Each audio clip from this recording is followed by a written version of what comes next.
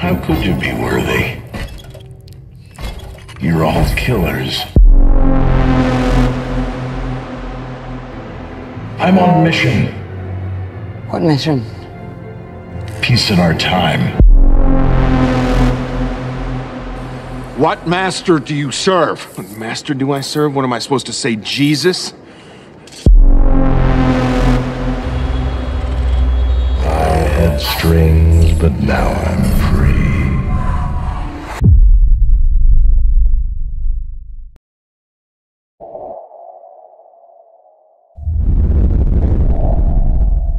In the Marvel Cinematic Universe, who is portrayed as the enemy of our soul? I am. They will ask, what is his name? Thou shalt say, I am hath sent me unto you.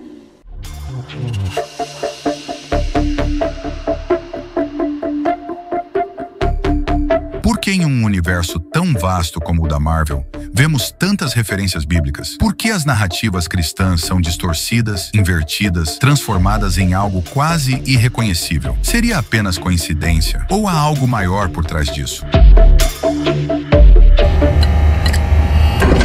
Upon this rock, I will build my church.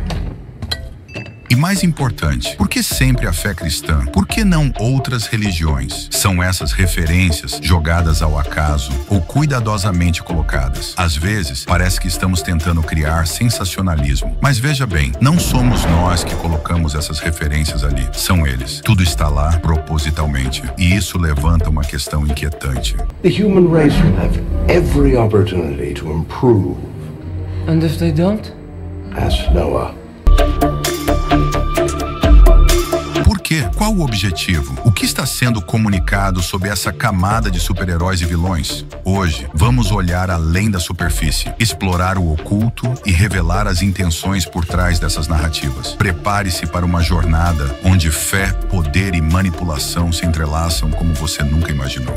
Se essa jornada despertou sua curiosidade, não se esqueça, sua participação é fundamental. Curta o vídeo, compartilhe suas ideias nos comentários e, claro, inscreva-se no canal para não perder nenhuma nova revelação sobre os segredos ocultos nas maiores produções do cinema. Aqui, cada detalhe conta e sua presença faz toda a diferença.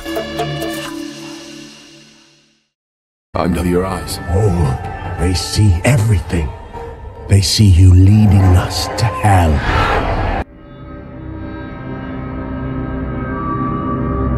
Se você é cristão, venha nos acompanhar sobre o universo Marvel e sua guerra infinita. Realmente os filmes se tornaram um sucesso, pelo modo brilhante que eles conseguiram juntar todas as histórias e direcionaram todas elas em uma história final. Foi uma ideia brilhante. Vocês conhecem Deuses Substitutos? Onde tínhamos um artista falando com Grant Morrison e ele disse o seguinte: isso é uma recriação da Bíblia.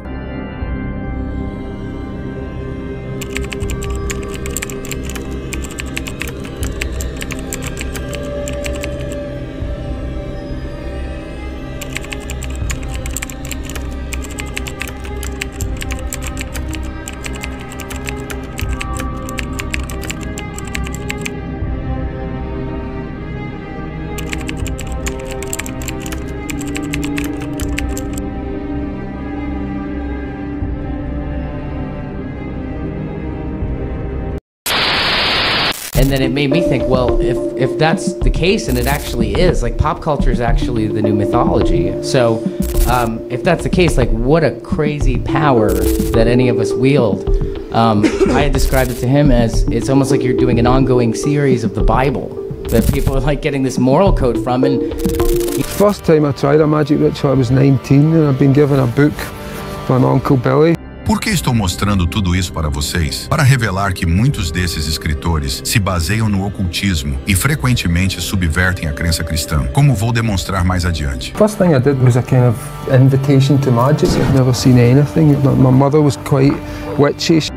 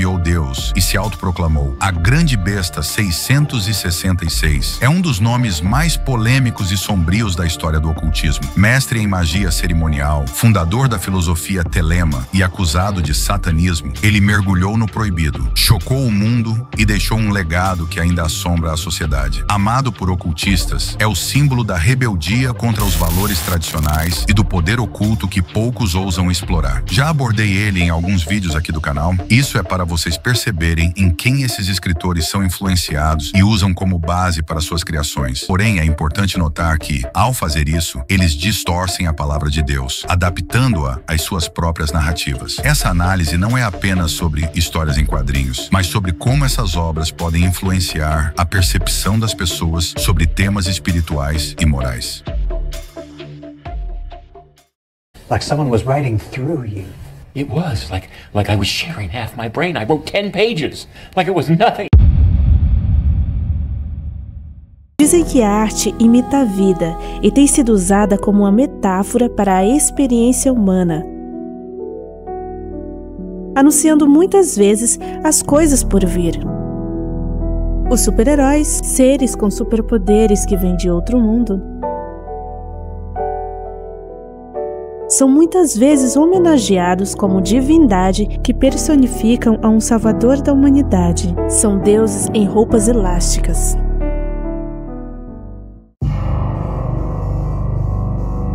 Eu realmente acredito que existe uma razão para vermos tantas referências bíblicas. E é bem interessante quando começamos a desvendá-las. Para entender tudo isso, precisamos voltar para o primeiro lançamento do Homem de Ferro. Iron Man just missed being the biggest non-sequel debut movie in history. For the first Spider-Man movie, which tallied $114 million. Existem muitos paralelos bíblicos que o Homem de Ferro tem, que quase o colocam como o Salvador. Tem até comentários que são feitos no filme que foram tirados direto da Bíblia. I know. Render unto Caesar that which is Caesar. Dai, pois, a César o que é de César. De onde essa frase foi tirada? Foi de Jesus? Então no livro de Mateus diz: dizem-lhe eles, de César. Então ele lhes disse: dai, pois, a César o que é de César, e a Deus o que é de Deus. Isso ocorreu quando Jesus foi confrontado pelos fariseus sobre a quem devemos pagar os impostos. E ele lhes diz essa frase: então deem a César aquilo que é de César, e a Deus aquilo que é de Deus. E isso vai ficando cada vez mais interessante agora em uma outra cena no início do filme, onde Tony Stark está descrevendo as suas grandes armas de destruição em massa. E ele curiosamente a nomeia com um nome bíblico: The Jericho.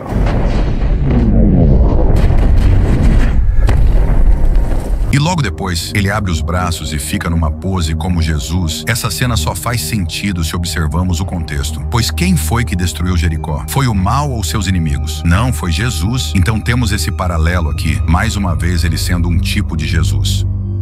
Quando a gente começa a analisar os gibis, há referências até nos desenhos de que ele é como se fosse Jesus. Aqui, o Homem-Aranha segura Tony Stark nos braços. Isso me lembra que eu já vi algo assim em algum lugar.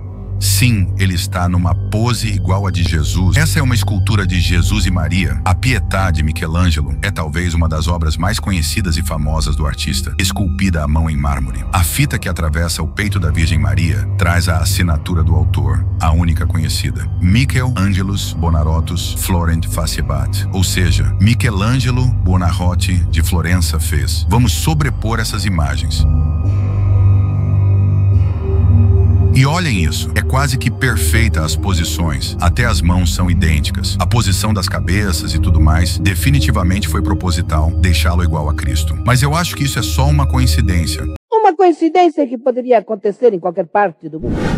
Agora vamos começar a desvendar quem é o vilão do filme, que seguem sempre a mesma premissa, querem dominar o mundo ou destruir todo ele, e aí começa o ponto-chave que percebo na maioria dos filmes, e não somente os da Marvel, porque os vilões têm uma incrível similaridade com Deus ou com o governo de Deus. Mas como assim? Vejam só, o vilão do primeiro filme tem o nome de Obadiah. Agora, quando você olha para esse vilão, você percebe que o nome Obadiah é, na verdade, hebreu, que significa escravo de Deus ou adorador de Deus. Deus. Então significa que o vilão é um servo ou escravo de Deus? A Bíblia também nos diz que Jesus é um servo de Deus. Acredito que não foi à toa que colocaram seu nome com o significado de servo de Deus. We're ironmongers. We make weapons. My name on the side of the building. And what we do keeps the world from falling into chaos. Nessa parte ele afirma que essencialmente eles evitam que o mundo sucumba ao caos, estabelecendo uma clara alusão a Deus e Jesus. O livro de Obadias traz um profeta do Antigo Testamento que não era apenas uma pessoa tida como capaz de ter visões divinas dos eventos futuros, mas também uma pessoa que Deus utilizava para declarar sua palavra. Agora vamos para o filme Homem de Ferro 2, para dizer que eles literalmente estão travando uma guerra entre Deus e o diabo. Mas invertendo os papéis, é necessário que tudo isso tenha consistência, não é mesmo? Não é só em um filme que você vai notar isso. Então, mais uma vez, eles te mostram que Tony Stark é um tipo de Cristo. Aqui ele diz que está salvando o mundo por meio da paz. Ele está em um tribunal e está sendo questionado na frente de juízes. You want my property? You can't have it. But I did you a big favor. I have successfully privatized world peace. Jesus também foi questionado em um tribunal na frente de juízes, e nós sabemos que Jesus é considerado e chamado de Príncipe da Paz. Superficialmente, ao assistir isso, você meio que reconhece e percebe que há alguns paralelos com Jesus.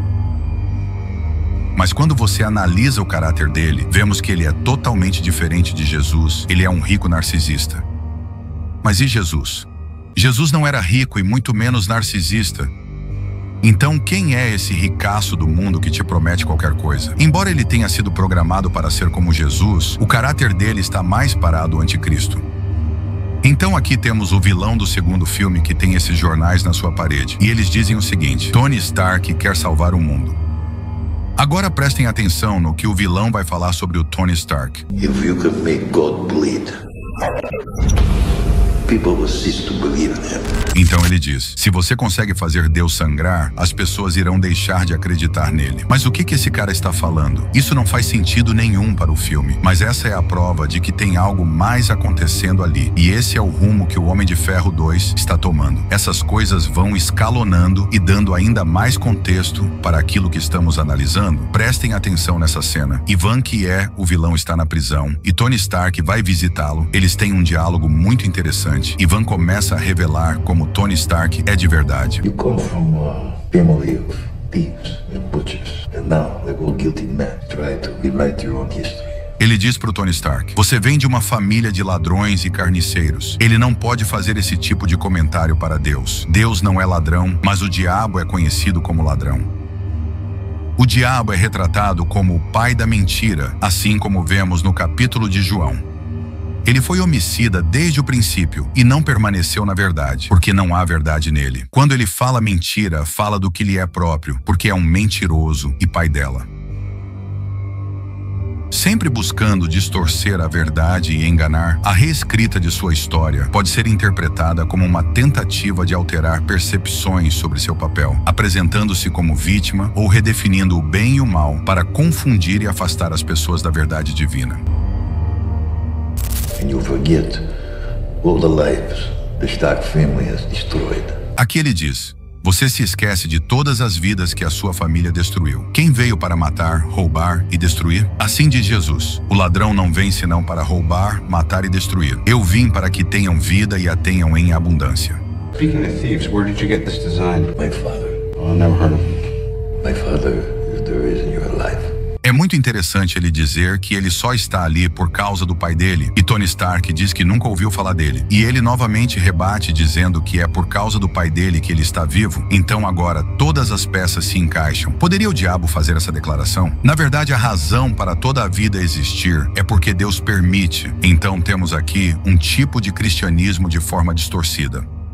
Observem que esse vilão apresenta elementos curiosos. Ele carrega uma cruz de malta, utiliza chicotes como arma e possui um pássaro branco sobre o ombro que pode ser interpretado simbolicamente como o Espírito Santo.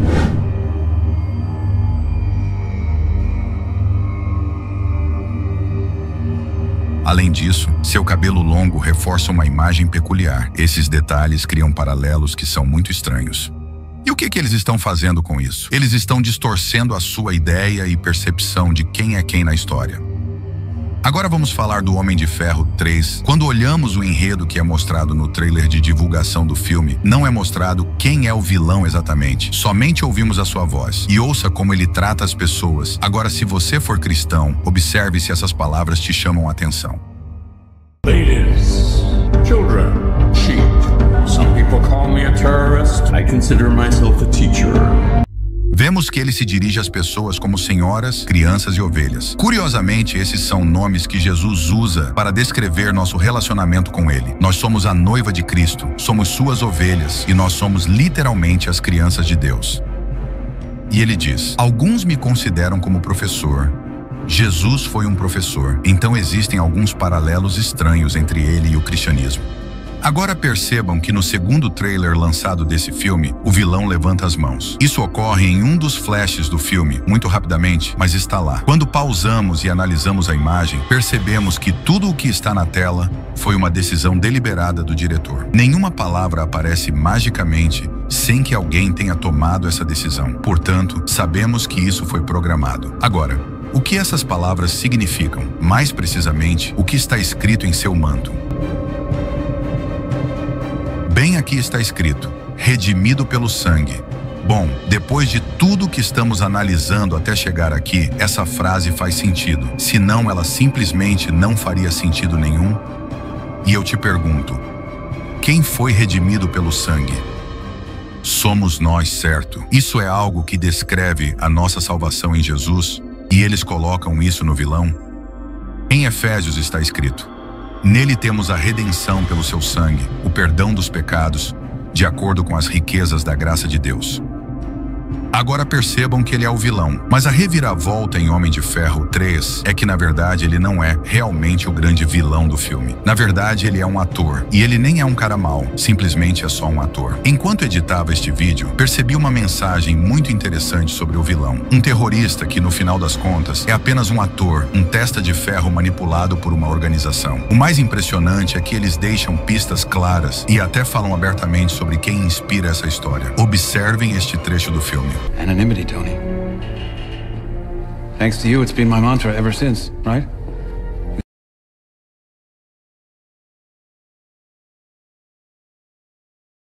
Simply rule from behind the scenes. Because the second you give evil a face,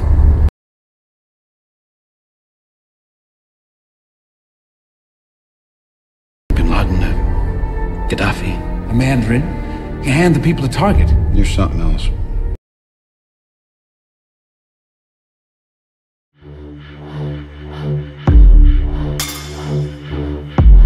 Olhem essa grande analogia que eles fazem aqui. Vê se vocês percebem algo. Você veio para esse mundo do crime, mas você não é realmente um criminoso. Troquem criminoso por pecador. Pronto. Acho que está bem explícito agora. Que paralelo interessante que temos agora. Então ele está na prisão, ou podemos dizer no mundo. Mais um paralelo interessante. Mas prosseguindo, os presidiários querem ouvir ele fazer a voz sombria que ele sempre faz. Ouçam e vejam se tem algum paralelo com o cristianismo. And you'll never see me coming.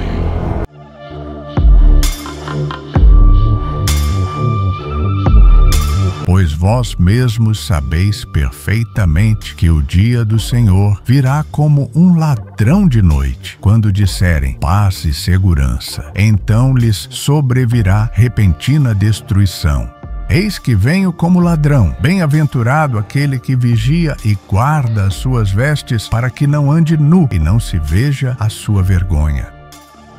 Outra coisa interessante é quando procuramos por essas cenas na internet, eles intitularam essa cena como Viva ao Rei. Provavelmente é o nome do capítulo que está no DVD. Isso é no mínimo interessante ou somente uma coincidência.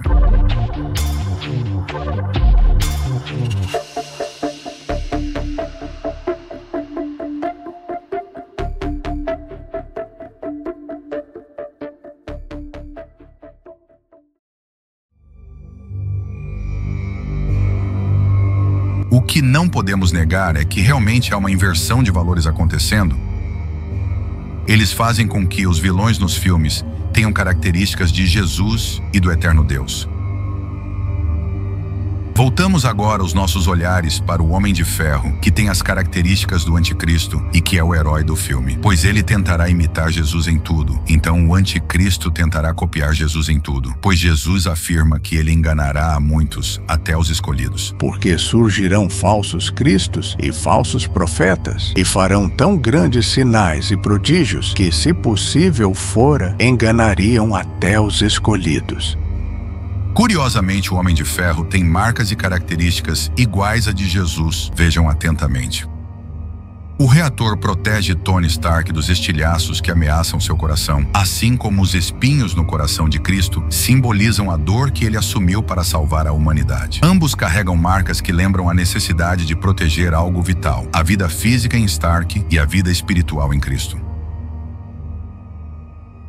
A experiência dolorosa transforma Stark de um homem egoísta em um herói altruísta. De forma similar, o sacrifício de Cristo transforma a relação da humanidade com Deus, oferecendo redenção e amor eterno.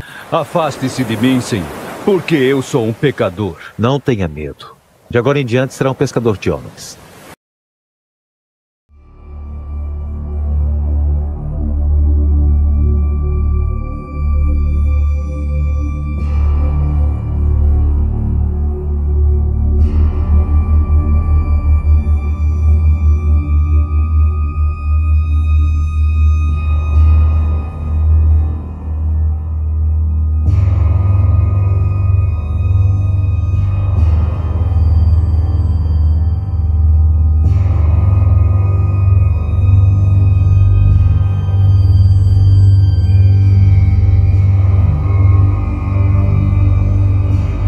Estão tendo sua inspiração através da Bíblia, apenas lhes mostrando um lado bem diferente da história?